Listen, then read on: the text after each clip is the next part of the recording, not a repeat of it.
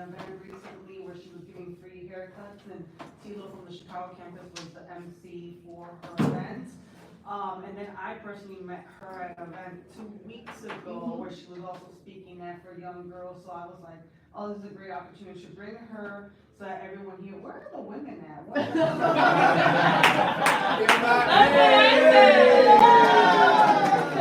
was like, where's the girls? Okay. She can sit right next to me. So, you know, when I met her, I thought, okay, she's awesome. Clearly, she knows what she's doing right on social media. So I wanted her to come and kind of inspire you guys because I know a lot of people here are trying to build their social media presence. So Lady Curls is sharp with the clippers and even sharper with her style. A bold entrepreneur, proud mom of two, and unapologetic life lover. She's not just cutting hair, she's cutting through fear and showing up with confidence. With 90K followers on Instagram and over 60K on TikTok, Lady Curls is a force in the beauty world, inspiring others to live loud, proud, and unfiltered. So let's give a round of applause. The stage is yours, ma'am. Where do I begin? So it's about mostly social media. So hi guys, my name is Yesenia, but I do go by Lady Curls. We got another lady in the house. And that name actually started as a project in barber school.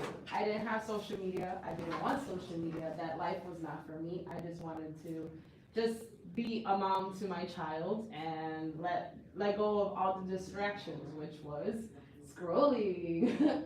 And that's actually, I'll get back into scrolling, but scrolling is one of the biggest things that could distract us of our own full potentials. So if we want to stop procrastinating, remember high school, you know, bring in the homework, guys.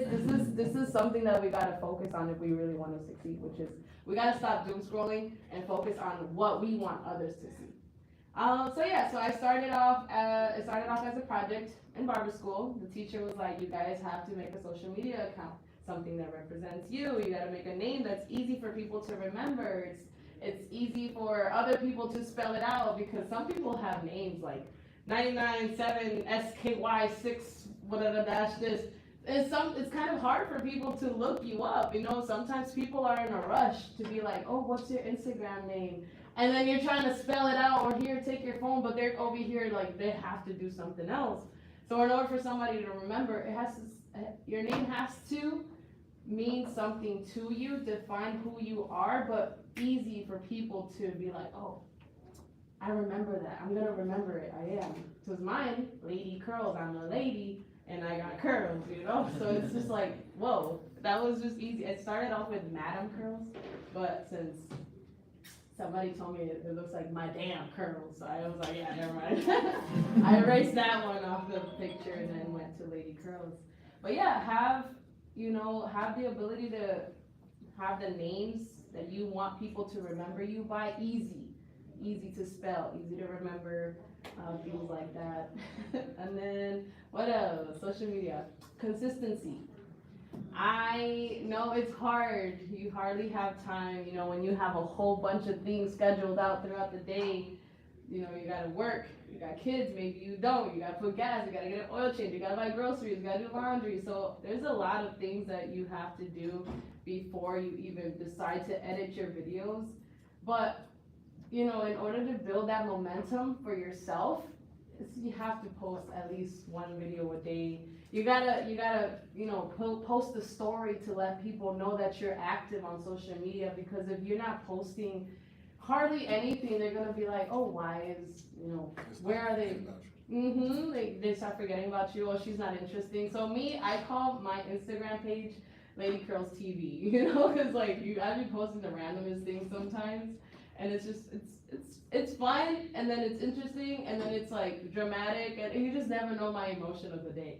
So you gotta keep it spontaneous. You gotta be you though.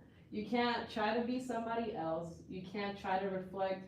I don't know. You gotta. What is it when you're filing your nail? What is it called?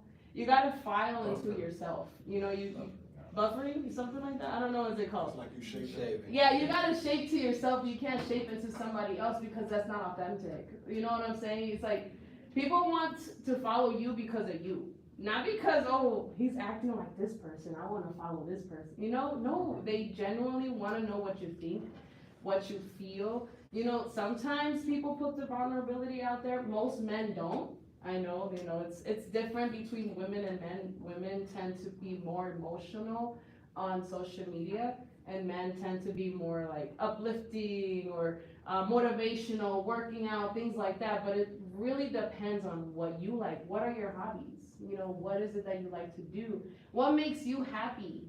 What makes you smile? What makes you sad? So things that define who you are as an individual, because we're not all the same in the same room.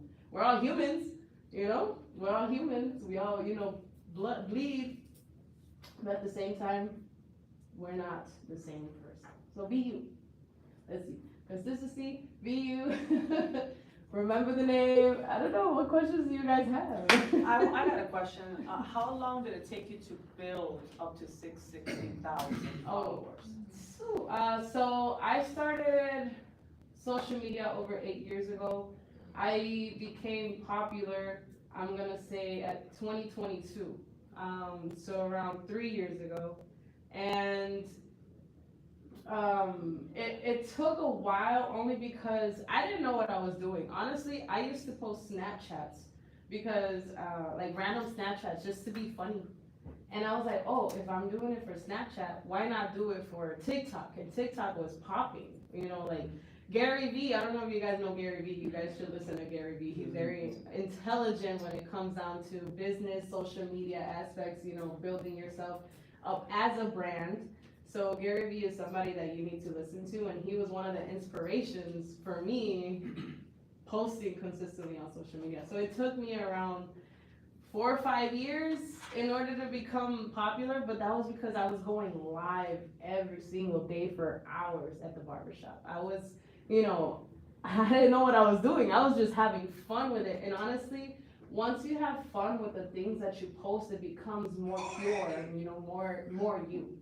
The only reason why I say that is because once you start posting because I have to post, it just becomes more like a job. And you don't want to do that. You want to be like, this is genuinely me. This is what I want the world to see. And honestly, I'm gonna have fun with it. Yeah.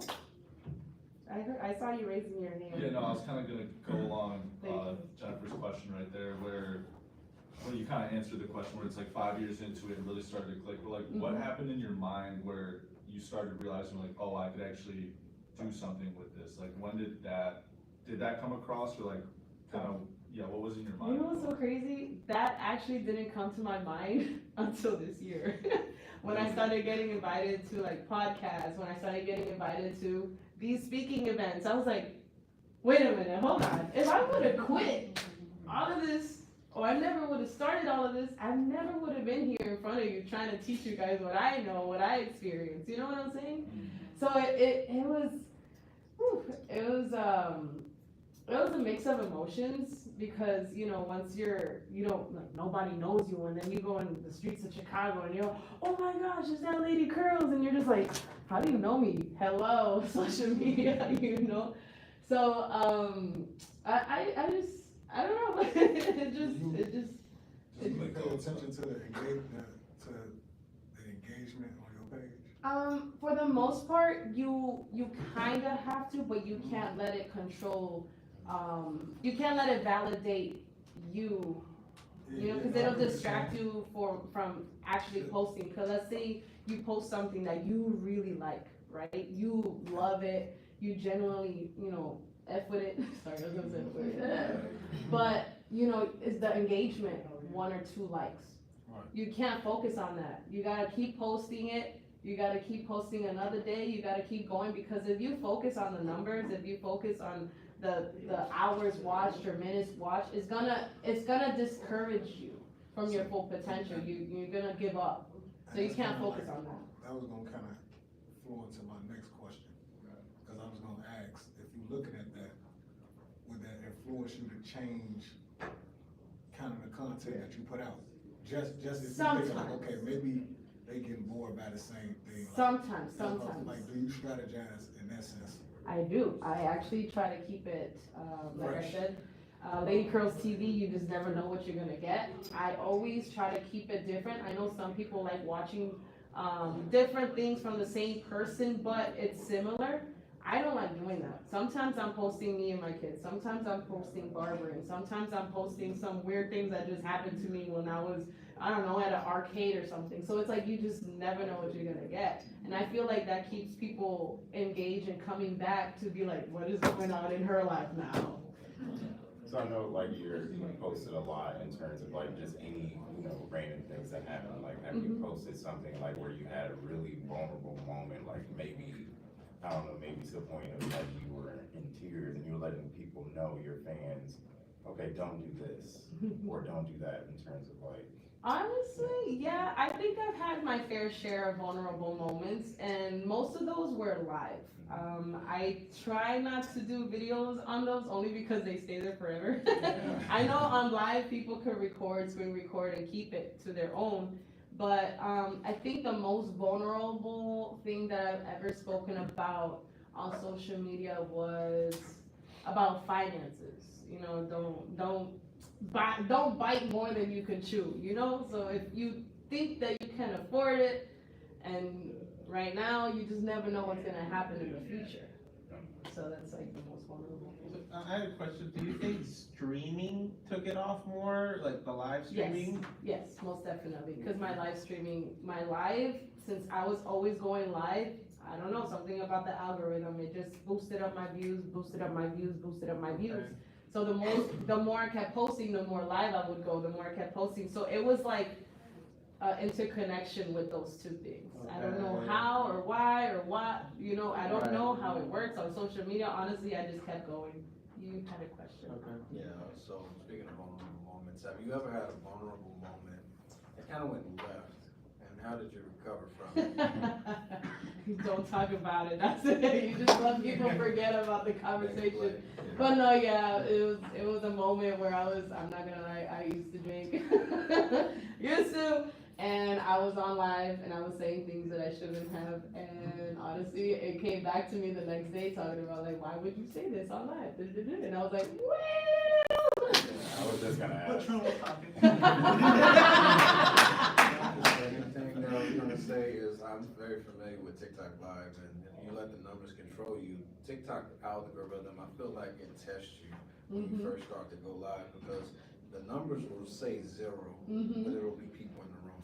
True. And then that used to like throw me off a bit, but hours into it, when you start logging hours, Honestly, you'll get your engagement, and honestly, don't worry about the numbers or how many viewers that you got, because at the end of the day, you're real people that genuinely, like your content. They're gonna be there. They're gonna be there to support you, and that's what matters the most. That 2-3 people that always share your stuff, those 2-3 people, you just gotta think about, look at this, 1, 2, 3, this is over 15 of y'all.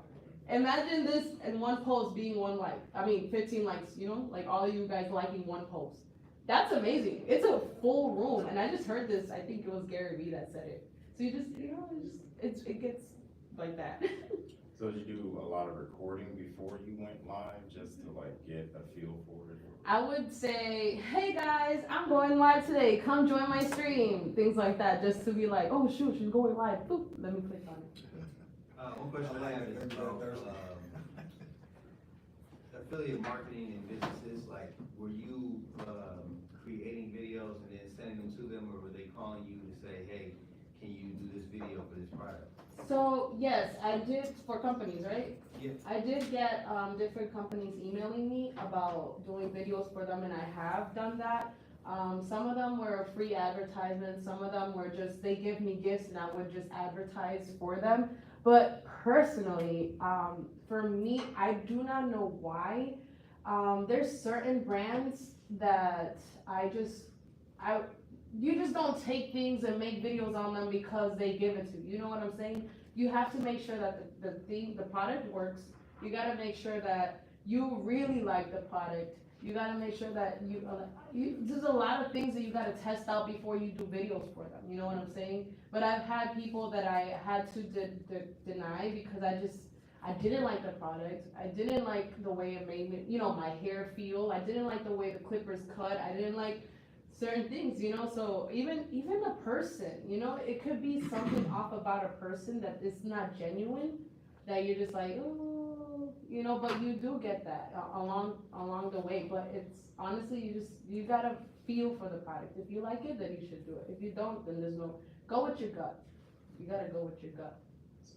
What brands did you particularly like that you had to reach out to them to promote? Oh, it was a lot of barber companies, yeah, but those are really hard to get into. Mhm. So, like, I know with you being a big influencer or whatnot, I know there's like, in the comments, you always have people spreading good words about you and like, oh, like people who really like your content. And then you also have people who just like, basically hecklers. How do you deal with the hecklers? Honestly, what I call the haters, or they got nothing else to do, you gotta think why are they writing negative posts in the first place? They're bored, they don't have nothing else to do, they probably are like lonely, they going through something, and they don't wanna see you happy, so that's what I call haters. But those people that comment, they're still engaging, so they're boosting up their views. So it's like, I delete personally, if it affects me, I'll be like, I'm gonna just delete it because there was no reason for you to write that in the first place. I don't engage with it. You can't engage with those type of comments because then you're gonna keep getting those comments. You're gonna keep getting negative comments, but it's inevitable. Is that the word? You're gonna get those. You're gonna get those people that like, you're not good enough. Why are you doing this? Don't lose your day job. Don't quit your day job. And it's up to you to be like, you know what? I'm working hard for a reason. I had this dream for a reason. I wanted to be here for a reason. I'm working hard for a reason. What is it to you to try to doubt me when me in my heart, I already know that I'm gonna make it. I already know that I'm gonna succeed, So it's like, you can't let these people get to you because they're going to try. They're like little sharks that just, ooh, looking for the fish, Don't worry about it. I'll chime in on that. All right, so we have impartial like 2 judgment. minutes left, just so you guys All right, know. Kobe, for- Impartial judgment is a good way to handle that, and also, there's actually like a genre, age range of people that are kind of mad at the influencer Mm-hmm. because they don't look at it, they don't respect it as a job, but it actually is. They No, don't yeah. understand the back end of it. No, yeah, it's a lot of hard work, to be honest. It's a balance, like I said, you got other things to do in your real life. Yeah. Oh, I said this one time too. You gotta balance your life, you gotta make sure that you disconnect from the internet compared to your human life. You can't be like, oh, social media is real life, because it's not. It's what you want the world to see. But you here as an individual, this is who you really are. Do you use any kind of like really nice scheduling apps or anything? Like, I don't know, like I use motion software for, to schedule things for work or this or. No, Just- I write it down on a You piece can of paper. just study, Yeah, I write it down like, oh, I gotta post this day, I gotta post this, I gotta take I got pictures. two questions. First off, congratulations to your success. My first question is this: when you first started doing your live stream, since you said that people up, what did you direct your live stream from out of the platforms? Was it on TikTok, YouTube based? TikTok. I Okay. started off on TikTok, and first was Facebook, but then I was going live on Facebook, and the engagement was pretty good. But then I was like, Gary Vee, TikTok is the way. You got a business, you gotta Yeah, show I off rock your with business. Gary Vee. Solid. Yep, so TikTok, going live every single day and just cutting hair. That's literally all I did. And just be myself while I was cutting hair, because I'm a goof. I really am. So real quick before you leave, so now that you've been getting this success, do you have a new set goal? Like what's your, where you wanna get to now? Honestly, What do you think about that? so for me, I'm just honestly trying to grow within myself. And because like I said, it takes time to balance your life with social media. So I got lost in social media. So I took a break off of social media, and then I came back, and now my target is I'm gonna grow more than what I was before. Why? Because now I know the hate, now I know the distraction, now I know the difference between who I am now and who I was before. And social media will make you rethink who you are, but you get to grow into yourself. All right, good. Alex is the last question. Alex, the last question. All right, last question, Alex. Go for it. What interesting podcast have you been on, and what was it like being on a podcast? So one of my favorite podcasts, this is crazy, actually is a great question, because that's the moment that I realized that I made it, right? Because there's this barber called Los Cut It. He's a famous barber in Chicago, and he had personally invited me to join him on the podcast because he's seen how much I've grown on social media. So it's called In the Cut Podcast, which, you know, is for barbers that cut hair. And honestly, that was just insane to me. I was like, what? Like, I'm just a mom that cuts hair, and I'm getting invited to this man's podcast, you know? So it's crazy, you know? I met Big Blends. I don't know if you guys know who Big Blends is. That was another inspiration to me in my life. You know, I got to work with him whenever he had a event in North Carolina, you know? So it's just, doors will eventually open for you if you give yourself time. And the best thing is, don't quit. Don't quit, don't quit, don't quit. Because if you do, then you're never gonna know your full potential. That's literally like the main thing you gotta keep in your head. And there's gonna be frustration, you're gonna be doubting yourself, there's gonna be people in your ear saying you're not good enough, and I'm telling you, you gotta erase those thoughts from your head and just keep going. Literally, that's it. Well, let's give a round of applause now.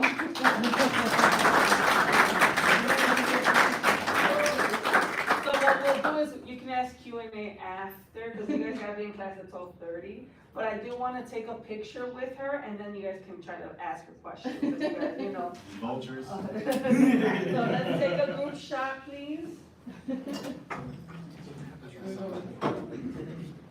I'm sorry? You wanna pull it back? They're not ready, I was ready. Oh, yeah. Bringing you here.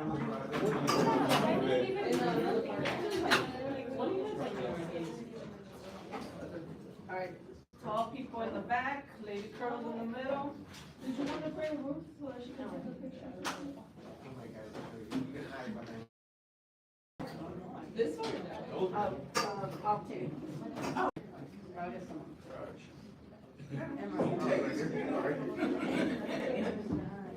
How about you get a check? Me?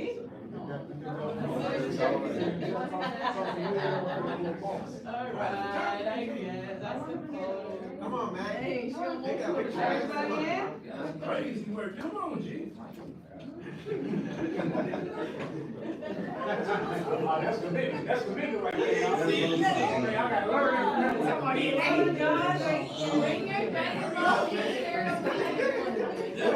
Sit them in the back so nobody sees it. You know what? That's a good one. That's a good one. Look at Josh. Slow down a little I like how bit. you're take a picture. Josh, for the boy side there, get over there. Clowns. Come in. Come on, Alex. Come on, man, hurry up. Put your glasses on.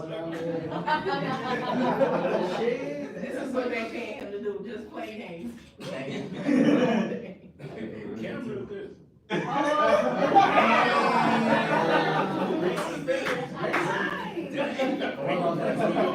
More about that.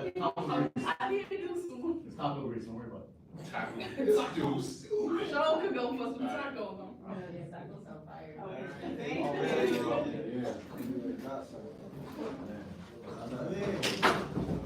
She getting honor for it.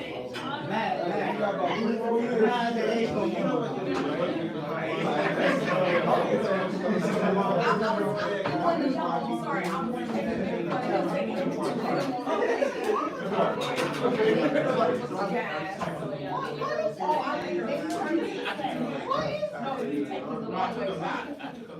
Turning the long way to see if it's showing.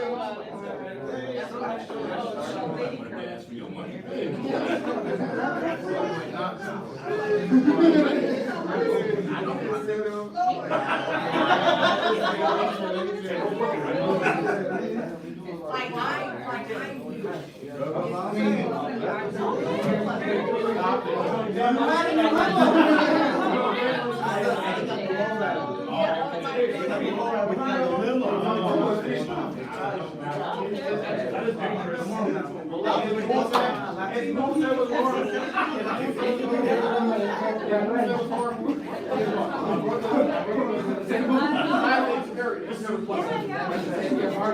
Let's be real.